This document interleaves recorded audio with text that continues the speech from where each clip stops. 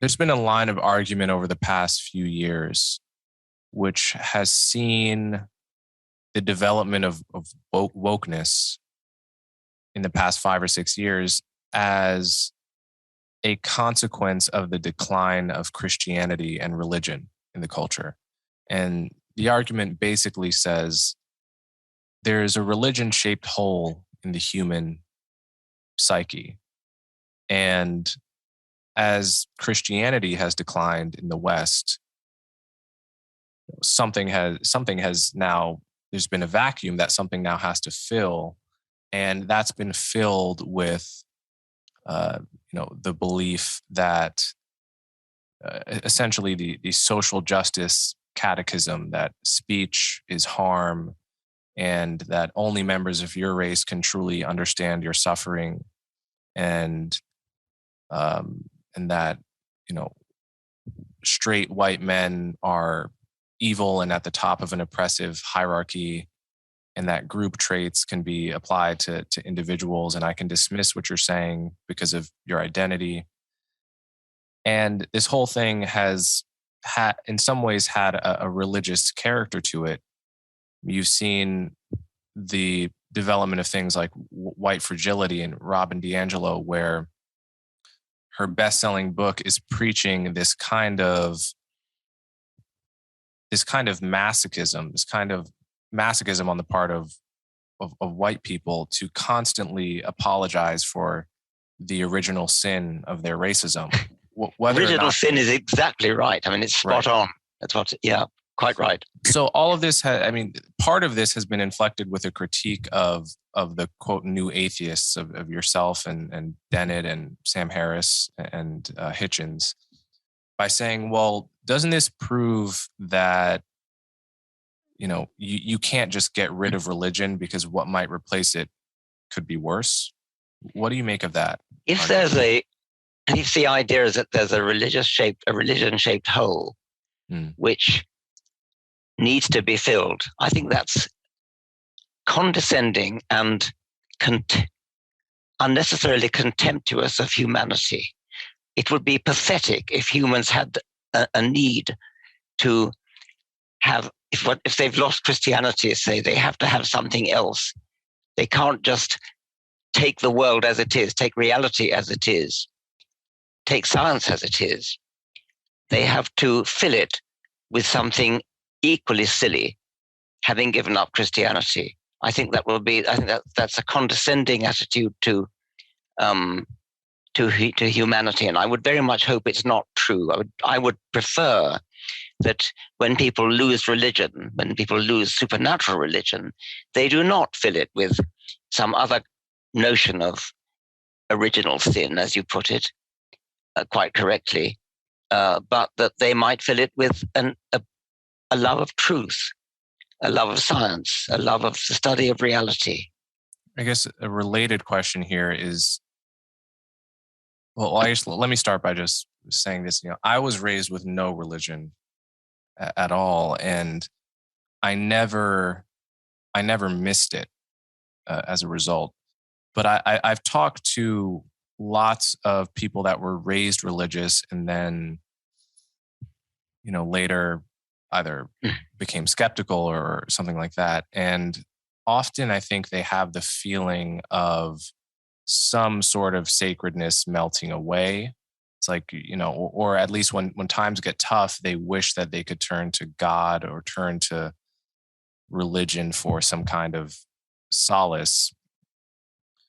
And, again, that's something I've never felt, I think partly because I never had it to begin with. And life always seemed quite beautiful and sacred to me on its own.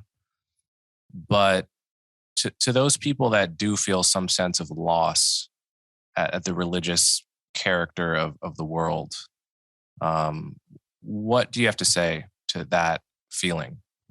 Well, like you, I empathize with the idea of a feeling of sacredness. But to me, I get that from science. I get that from contemplation of the vastness of the universe and the vastness of life's complexity. I don't feel any need to replace one rather foolish kind of religion with another rather foolish kind of religion of which I think the sort of guilt trip, which is dinned into Christians. You're born in sin if you're a Christian, especially if you're a Catholic. Born in sin.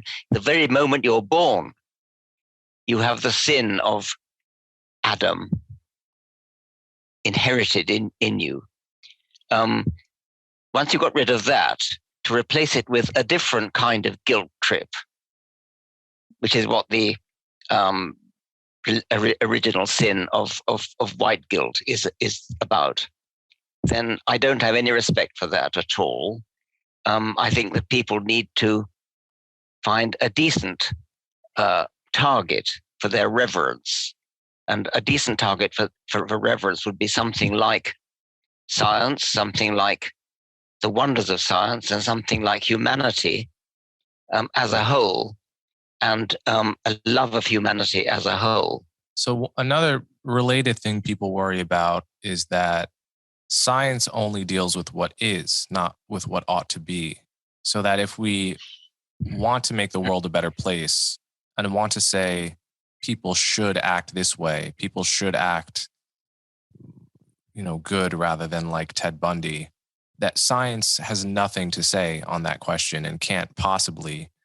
So how can we really ground our worldview in science if that leaves us in an amoral world? I think academic moral philosophy, although not strictly science, is kind of like science. It's it's using the systems of logic, of reasoning.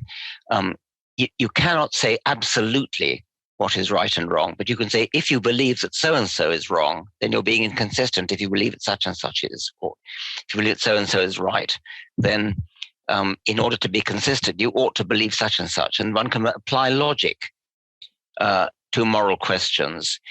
It may be that there are fundamental premises that you can't actually deduce. You have to simply assume them. But once you have done, then much else follows. You can do that by a logical reasoning. Yeah, I remain convinced by Sam Harris's argument on this point, which is, there's nothing cheap about getting an argument off the ground with a brute assumption. That's actually how all of our arguments work, even within science. It's like at the end of the day, I'm not going to convince you that A equals A. Like the law of identity, that's just something you feel in your gut or you don't. And if you don't, I sort of don't believe you. And I'm not going to argue for it further because it actually can't be argued for further. And that doesn't make it any less of an invalid assumption. And if you allow those kinds of assumptions in the domain of morality, like Sam Harris's assumption that the worst possible misery for everyone is bad, right? If you allow those kinds of bootstrapping assumptions, you can get a morality every bit as compelling and a morality with teeth every bit as much as you could from religion, from science. Well, yes, far more than from religion, because if you get it from religion, you get all sorts of horrible things. I mean, no moral person ought to base their morality on the Old Testament, for example, or on the Quran. But as you say, you can start with a brute assumption, as Sam Harris does. I mean, suffering is bad, and once you've got that assumption, once you've got that axiom, then there's a lot of logical work to be done, working out, therefore, what the moral thing to do is, given that you take that assumption.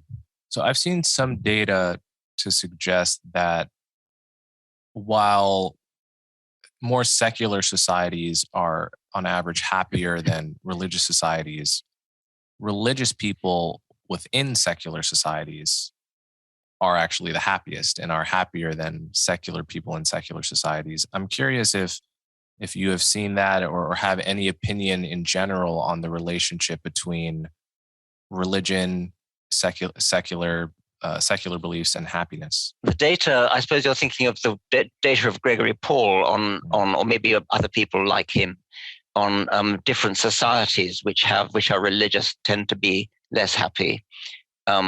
It seems to go with social welfare, societies, countries, and states within the United States where there's a bedrock of social welfare, where people are less troubled by poverty, where they have more healthcare and things, are happier and are less likely to be religious.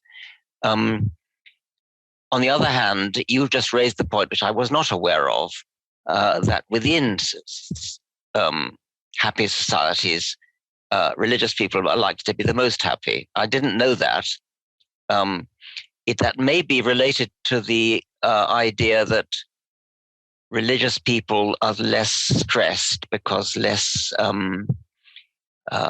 fearful, perhaps, or perhaps they are less likely to get stress-related diseases, that kind of thing. I have heard that. I'm not very persuaded by it.